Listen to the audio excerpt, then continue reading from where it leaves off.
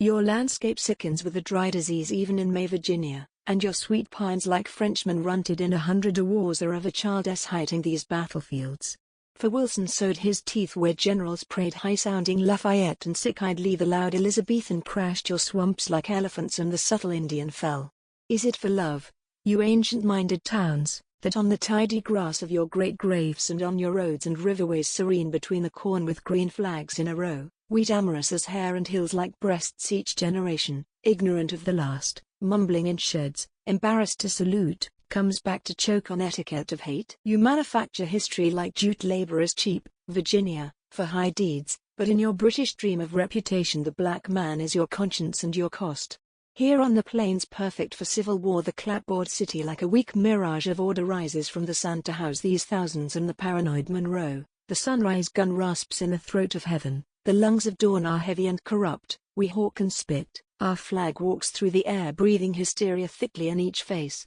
Through the long school of day, absent in heart, distant in every thought but self we tread, wheeling in blocks like large expensive toys that never understand except through fun. To steal aside as aimlessly as curs is our desire, to stare at corporals as skeptically as boys, not to believe the misty-eyed letter and the cheap snapshot. To cross the unnatural frontier of your name is our free dream, Virginia, and beyond. White and unpatriotic in our beds, to rise from sleep like driftwood out of surf.